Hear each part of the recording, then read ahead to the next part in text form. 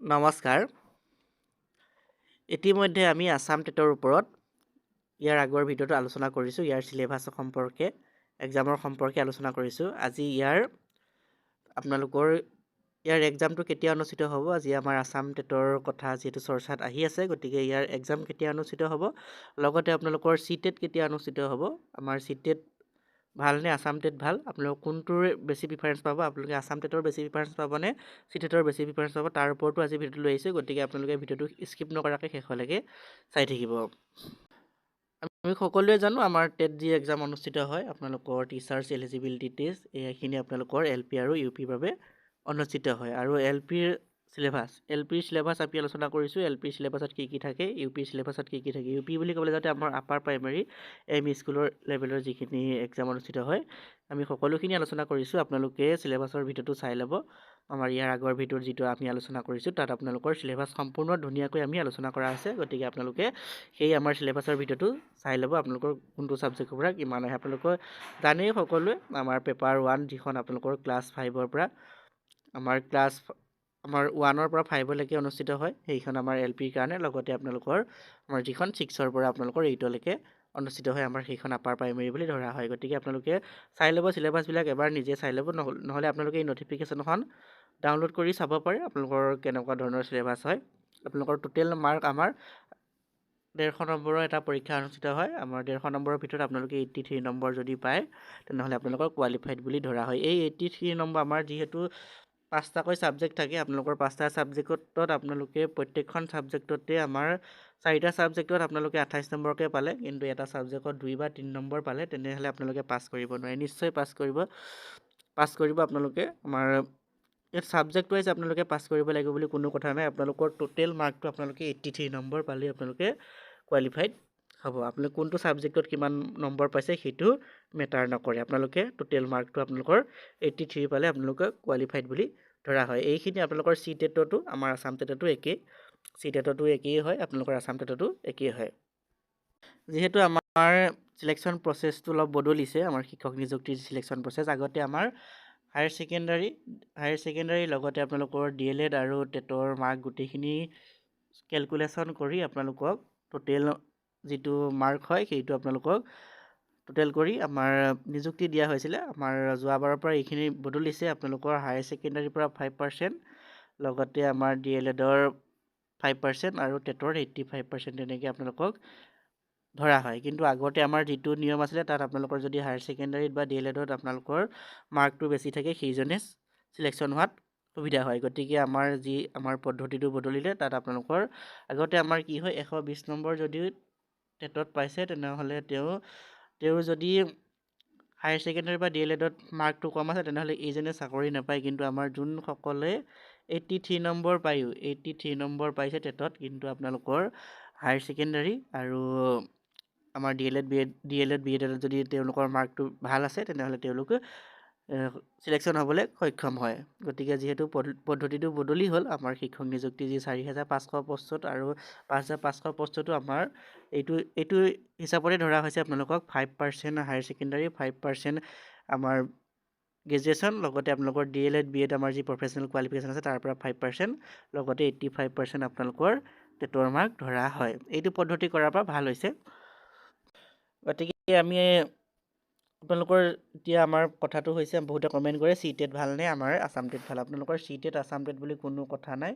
আমাৰ চেণ্ট্ৰেল গভমেণ্টে যিহেতু বছৰত দুবাৰকৈ চি টেট অনুষ্ঠিত কৰে, গতিকে আমাৰ আসাম টেটটো যদি অনুষ্ঠিত নকৰে, তেনেহ'লে আমাৰ কোনো কথা নাই। কাৰণ চি টেটৰ চাৰ্টিফিকেটখনৰ যিমান ভেলু আছে, আমাৰ যি আসাম টেটৰ চাৰ্টিফিকেট সেইখনৰো সমানে ভেলু আছে। আপোনালোকৰ এনেকুৱা নহয় যে চি টেটৰখনক কম প্ৰিফাৰেঞ্চ দিয়া হয়, আমাৰ যি আসাম টেটৰখনক বেছি প্ৰিফাৰেঞ্চ দিয়া হয়, তেনেকুৱা নহয়। আপোনালোকৰ চি টেটৰখনৰ যিমান প্ৰিফাৰেঞ্চ আছে, আপোনালোকৰ আসাম টেটৰখনৰো সমানে আছে। গতিকে এখনৰো ভেলু কম নহয়, দুইখনৰে ভেলু সমান।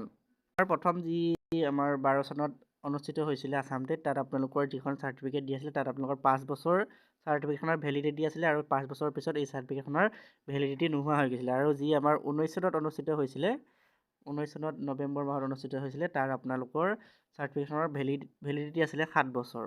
5 বছৰৰ পৰা নি 7 বছৰ কৰা হৈছিলে। আৰু আমাৰ যি 21 চনত অনুষ্ঠিত হ'ল, সেই অনুষ্ঠিত হোৱা চাৰ্টিফিকেটখনৰ ভেলু লাইফ টাইম কৰা হ'ল। গতিকে আমাৰ চিটেটতো একেই কৰা হৈছে। আপোনালোকৰ চিটেটৰ চাৰ্টিফিকেটখনৰ লাইফ টাইম ভেলু আছে। গতিকে আমাৰ যি আপোনালোকৰ আছাম টেটৰ সেইখনো আপোনালোকৰ লাইফ টাইম কৰা হৈছে চাৰ্টিফিকেটৰ ভেলু। এতিয়া বহুতে সুধি আছিলে আমাৰ চিটেট কেতিয়া অনুষ্ঠিত হ'ব। চিটেট আপোনালোকৰ জুলাই মাহত অনুষ্ঠিত হ'ব। আমাৰ যিহেতু এতিয়া অনুষ্ঠিত হৈ আপোনালোকৰ ৰিজাল্ট ঘোষণা কৰিছে, আপোনালোকৰ পুনৰ আমাৰ চিটেট অনুষ্ঠিত হ'ব জুলাই মাহত। জুলাই মাহৰ আপোনালোকৰ হয়তো মাজভাগত ইয়াৰ যি এক্সাম অনুষ্ঠিত হৈ যাব। আমাৰ চিটেট আপোনালোকৰ জুলাই মাহতে অনুষ্ঠিত হ'ব। আপোনালোকে প্ৰিপাৰেশ্যন এতিয়াৰ পৰা কৰিব পাৰে। আমাৰ যোনসকলে টেটৰ কাৰণে প্ৰিপাৰেশ্যন কৰি আছে তেওঁলোকে চিটেটৰ বাবে প্ৰিপাৰেশ্যন কৰিব পাৰে। আপোনালোকে জুলাই মাহত চিটেট দিব পাৰিব।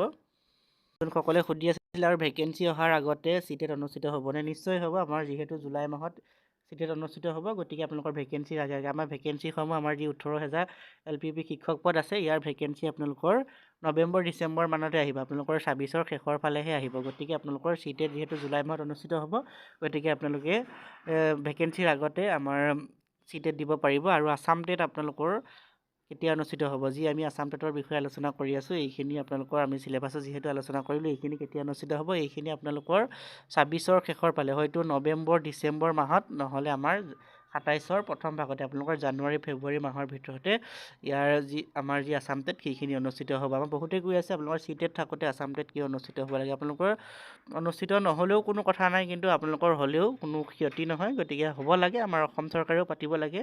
আমাৰ চেণ্ট্ৰেল চৰকাৰে যিহেতু দুবাৰকৈ পাতে, কিন্তু আমাৰ অসমত আপোনালোকৰ 21 চনৰ পিছত অনুষ্ঠিত হোৱা নাই। গতিকে অসমতো এবাৰ পাতিব লাগে, যিহেতু প্ৰত্যেকখন চৰকাৰে পাতি থাকে। আমাৰ প্ৰত্যেক চৰকাৰে যিটো পাতে, গতিকে আমাৰ অসম চৰকাৰেও পাতিব লাগে। গতিকে এইবাৰ অনুষ্ঠিত হ'ব আপোনালোকৰ 26ত, নহ'লে আমাৰ 27ৰ প্ৰথম ভাগতে আপোনালোকৰ আমাৰ যি আছাম টেট অনুষ্ঠিত হৈ যাব।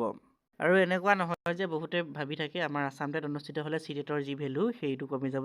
অলপো নকৰি, এইটো একেবাৰে ভুল। আপোনালোকৰ আছাম টেটৰ যিখন চাৰ্টিফিকেটৰ ভেলু আছে, আপোনালোকৰ এই টেটৰ চাৰ্টিফিকেটৰ ভেলু সমানেই আছে। আমাৰ যে আপোনালোকৰ ভেকেঞ্চি আহিছে 5,000 ভেকেঞ্চি আহিছে, এই 5,000 ভেকেঞ্চিত আপোনালোকৰ আছাম টেটৰখিনিক বেছি প্ৰিফাৰেঞ্চ দিব, চিটেটৰখিনিক বেছি প্ৰিফাৰেঞ্চ দিয়া নহ'ব। তেনেকুৱা নহয়। আমাৰ আছাম টেটৰখিনিক যিমান প্ৰিফাৰেঞ্চ দিব, আপোনালোকৰ চিটেটৰখিনিকো সমানেই দিব। ইয়াৰ কোনো আপোনালোকৰ আছাম টেটৰ চাৰ্টিফিকেটৰ ভেলু বেছি, চিটেটৰ চাৰ্টিফিকেট ভেলু কম, তেনেকুৱা নহয়।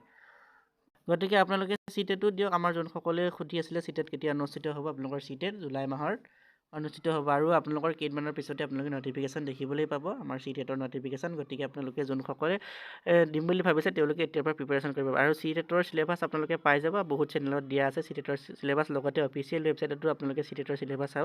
চিটেটৰ চিলেবাছ আৰু আমাৰ আছাম টেটৰ চিলেবাছ প্ৰায়খিনি একেই। প্ৰায়খিনি মানে আপোনালোকৰ 80% একেই। বাকী আপোনালোকৰ ছাবজেক্ট আমাৰ যিহেতু আছামিজ আমাৰ লেংগুৱেজ, সেইখিনি অলপ বেলেগ হয়। গতিকে প্ৰায়খিনি আপোনালোকৰ একেই, 80% একেই। আপোনালোকে ফ'ল' কৰিব পাৰে। আমাৰ চিটেটৰ কাৰণে যোনখনে প্ৰিপাৰেশ্যন কৰি আছে, সেইখিনি আছাম টেটৰ বাবেও হৈ যাব।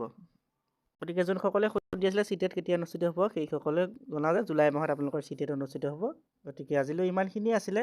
যদি আৰু আপোনালোকৰ কিবা জানিব লগা আছে কমেণ্ট কৰি জনাব, আমি নেক্সট ভিডিঅ'ত দিবলৈ চেষ্টা কৰিম। ধন্যবাদ।